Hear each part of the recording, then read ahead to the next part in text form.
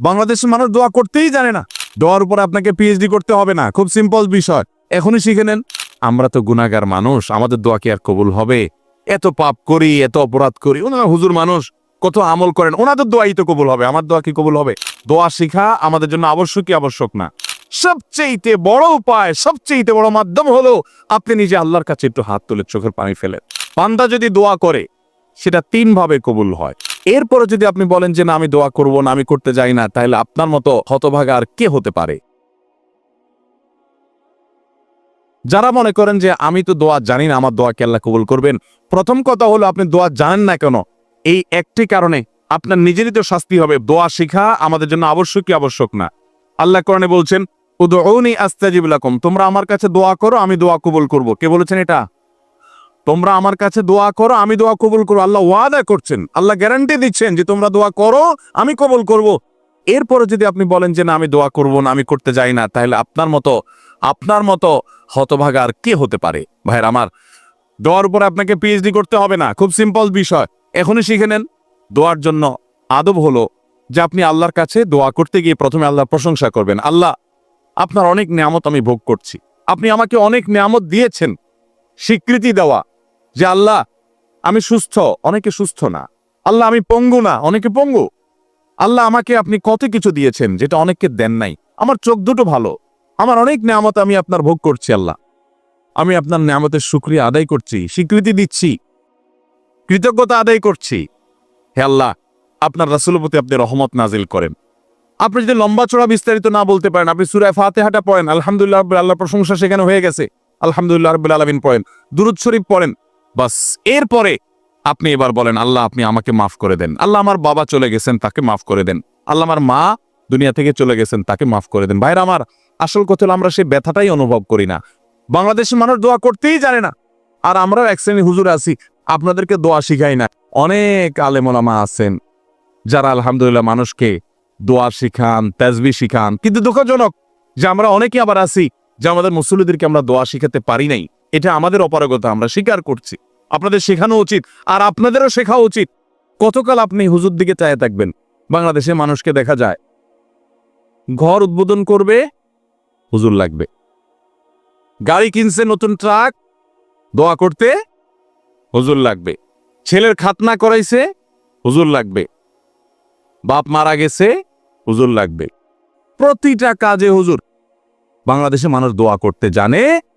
মসজিদে নামাজের পরে সম্মিলিত মোনাজাত যেসব মসজিদে চালু আছে তারা করে, বেশিরভাগ মসজিদে চালু আছে বাংলাদেশ। আপনারা দেখবেন যে কোনো ব্যক্তি হয়তো নামাজের পরে জিকির আজকার তাসবিহ যেগুলো মাসনুন ওজিফা আছে সেগুলো করতেছে, এদিকে ইমাম সব হাত তুলছে। তো কেউ যদি ওই টাইমে একটু জিকির আজকার করে তো আশপাশ থেকে দেখবে মানুষ এভাবে গুতা মারে।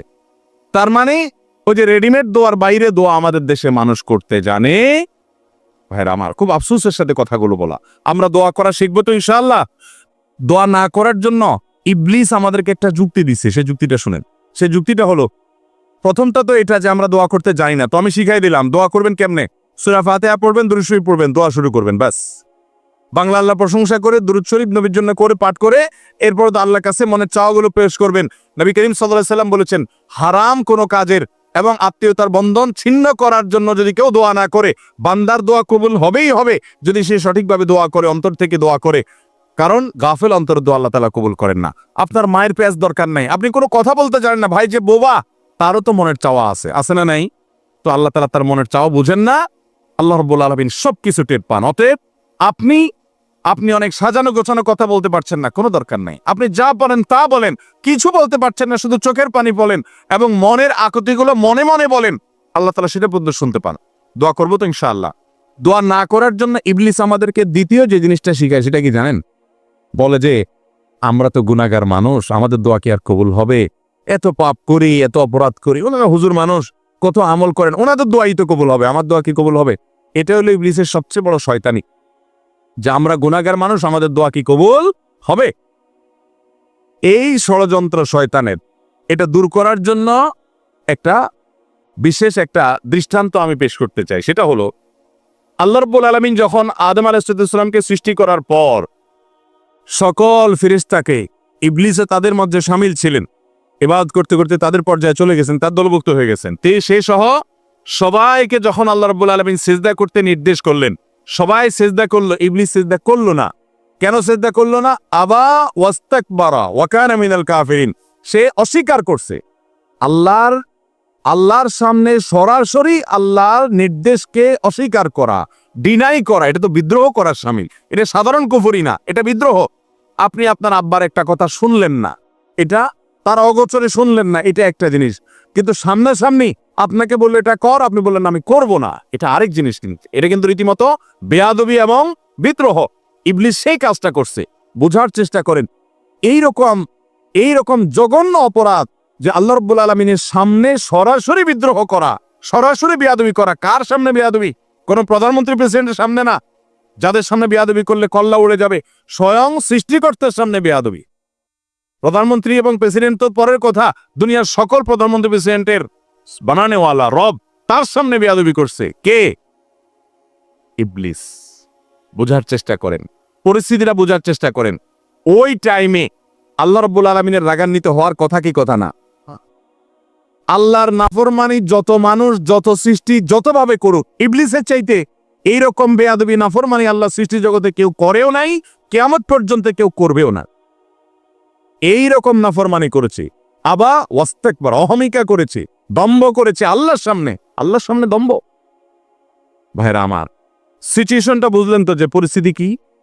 মজার বিষয় হলো এইরকম আল্লাহর রাগের সময় পর্যন্ত ইবলিস কিন্তু আল্লাহকে খুব ভালো করে চিনত, কারণ কাছাকাছি থেকে ফেরেশতাদের মধ্যে ইবাদতবন্দি করছে। আল্লাহর রহমত যে তার গোসার উপরে গালেব থাকে, সাবাকাত রাহমাতি আলা গাদাবি, অর্থাৎ হাদিসে কুদসিতে আছে আল্লাহ তাআলা বলেছেন যে আমার রাগ এবং ক্রোধের উপরে আমার রহমতটা বিজয়ী হয়েছে।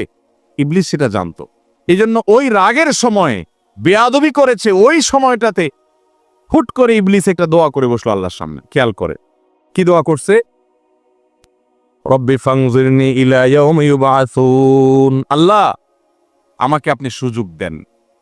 আল্লাহ যখন বললেন ফাখরুজ মিনহা ফাইন্নাকা রাজিম, যাও বের হও জান্নাত থেকে, তুমি বিতাড়িত, তোমাকে তাড়িয়ে দেওয়া হলো। ওই টাইমে আল্লাহ তাআলা রাগ হয়ে বের করে দিয়েছেন। ভয়ে তো এই টাইমে আল্লাহর কাছে কিছু বলার কথা না, কিন্তু ইবলিস ওই টাইমে আল্লাহর কাছে দোয়া করে বসছে। কি দোয়া? আল্লাহ আমাকে কিয়ামত পর্যন্ত কি দেন? হায়াত দেন, আর শয়তানি করার সুযোগটা দেন। যে আদমের কারণে আমার জান্নাত থেকে বের হতে হলো, এ আদমের সন্তানদের প্রত্যেকটা মানুষকে আমি পথহারা করে ছাড়বো। এই জন্য একটা জিনিস খেয়াল করেন, নামাজ পড়তে আরাম লাগে না কষ্ট লাগে? তাহলে তো সব ফেরেশতা, এরা কিসের ওয়াজ টোয়াজ করবো, আর দরকার আছে এখানে কোনো? এগুলো সব সাক্ষাৎ ফেরেশতা। আমার তো কষ্ট হয়, ফজর নামাজ উঠতে কষ্ট হয় না আপনাদের? আপনাদের তো আরাম লাগে বলতেছেন। শরীরটা একটু মেজমেজ করে না? অলসরের ভাব আসে না? আপনার তো আসে না মাশাআল্লাহ। সাক্ষাৎ বুজুর্গ সব। আচ্ছা ভাই, আমাদের ভালো কাজ করতে কষ্ট লাগে, আচ্ছা খারাপ কাজ করতে কষ্ট লাগে? জেনার দিকে মানুষের মন আকৃষ্ট হয় কি হয় না? হারাম উপার্জনের দিকে মন টানে কি টানে না? 2 নম্বর কাজ দিকে মন টানে কি টানে না? কিন্তু ভালো কোনো কাজ দিকে তো মন টানে না। কাহিনী কি? এখানে কেউ একজন কাজ করছে, পেছনে নেপথ্যের মহা শত্রু আছে যে পেছন থেকে কাজ করছে, তার নাম কি? ইবলিস। এবং এ বিষয়ে আমি কথা বললে কয়েক ঘন্টা কথা বলতে হবে। ইবলিস কিভাবে ইবলিসই করে, কোরআনে আপনারা একটা জিনিস লক্ষ্য করবেন, যেখানে শয়তানের আলোচনা আসছে সেখানে আল্লাহ তাআলা একটা শব্দ ব্যবহার করেছেন, আদু মুবিন। শয়তান তোমাদের শত্রু। কিরকম শত্রু? প্রকাশ্য শত্রু। শয়তান দেখছেন কোনোদিন আপনারা? আল্লাহ বলছেন প্রকাশ্য শত্রু। এক জায়গা না, যেখানেই শয়তানরে বলছেন শত্রু, সেখানে আল্লাহ বলছেন প্রকাশ্য শত্রু। গোপন শত্রু বলেন না আল্লাহ তাআলা। কাহিনী কি? এই জন্য বললাম যে শয়তান নিয়ে কথা বলতে কয়েক ঘন্টা বলতে হবে। শয়তান নিয়ে আমার একটা আলোচনা করার পরিকল্পনা আছে, রেডি করে রেখেছি, কোন এক জায়গায় আমি বলবো। আজকে সেটা নিয়ে আলোচনা ইস্যু না, মূল ইস্যুতে আবার ফিরে আসি। শয়তান যখন আল্লাহ তাআলার এরকম রাগের সময়, ফাখরুজ মিনহা উখরুজ মিনহা ফাইন্নাকা রাজিম, বের হও জান্নাত থেকে, তোমাকে তাড়িয়ে দেওয়া হলো। রাগের মুহূর্তে আল্লাহ বাইর করে দিলেন। আমাদেরকে এরকম রাগের মুহূর্তে বের করে দিলে আমরা আবার তার কাছে কিছু চাইতে যাবো? যেমন তো থাপ্পড় খাবো কিছু চাইলে, যে চাওয়ার সময় হলো রাগের মুহূর্ত। ইবলিস ওই টাইমে আল্লাহর কাছে বলছে, আল্লাহ শয়তানি করতে চাই। এই মানুষ যাদের কারণে আমার জান্নাত থেকে বের হতে হলো, লাকুদান্না লাহুম সিরাতাকাল মুস্তাকিম, আল্লাহ আপনার সিরাতে মুস্তাকিমের প্রতিটি মোড়ে মোড়ে আমি বসবো।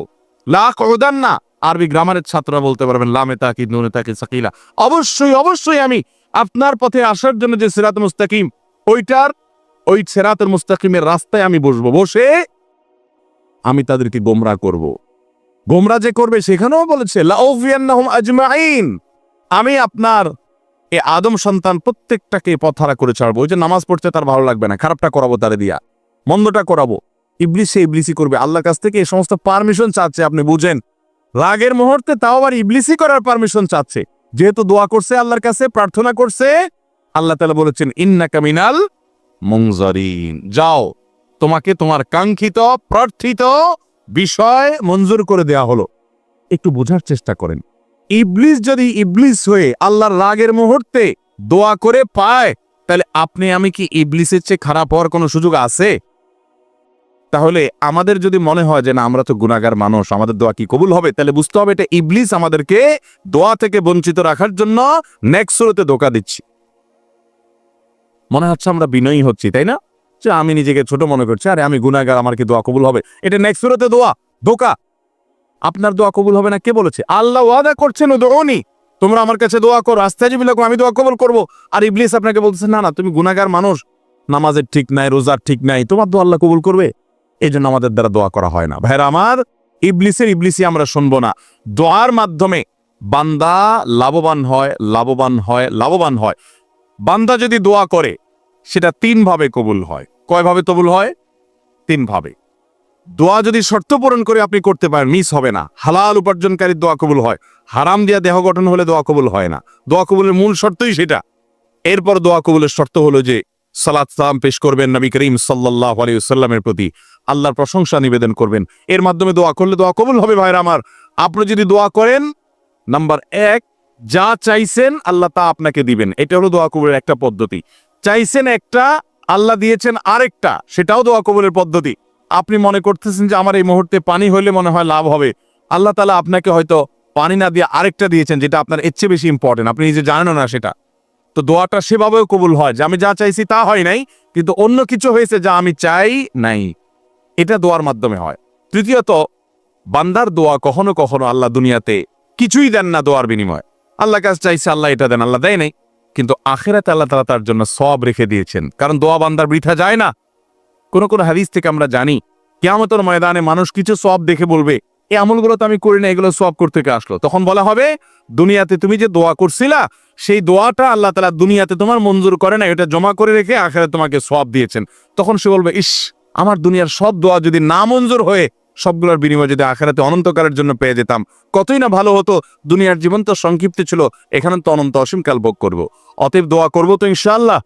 আমাদের মুর্দাদের জন্য আমাদের দোয়া করতে হবে, চোখের পানি ফেলতে হবে। ভাইরা আমার, বাবারা আমার, আমাদের দাদা দাদি, নানা নানি, তাদের বাপ দাদা, আমাদের নিজেদের আপন, আমাদের কাছের আত্মীয় স্বজন এবং আমাদের বাবা মা, আত্মীয় স্বজন সহ বন্ধু বান্ধব, পাড়া প্রতিবেশী, আরো যারা দুনিয়া থেকে চলে গেছেন, তাদেরকে আমরা যদি উপকার পৌঁছাতে চাই, আল্লাহর শপথ করে বলছি, সবচেয়ে বড় উপায়, সবচেয়ে বড় মাধ্যম হলো আপনি নিজে আল্লাহর কাছে একটু হাত তুলে চোখের পানি ফেলেন, নামাজ পড়ে 2 রাকাত, অথবা যখন আসেন, এমনকি বিনা ওযুতেও সম্ভব, আপনি ভোর রাতে নামাজের আগে পরে, অবসর সময়ে, শুক্রবারে, বিশেষ করে আসরের পরে শুক্রবারে বা যে কোনো সময় আপনি 2 হাত তুলে, অথবা হাত তোলার সুযোগ নেই, আপনি হাঁটছেন। আমি কিন্তু আমল করি ভাই।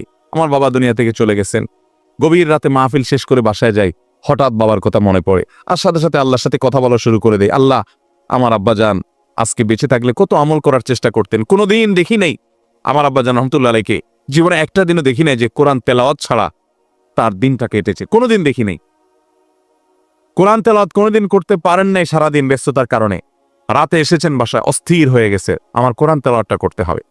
আমল কখনো ছাড়েন নাই। আল্লাহ, আজকে তিনি এগুলো কিছুই করতে পারছেন না, তার আমলের দুয়ার বন্ধ হয়ে গেছে চিরতরে। মালিক, সন্তান হিসেবে বাবার জন্য দোয়া করছি।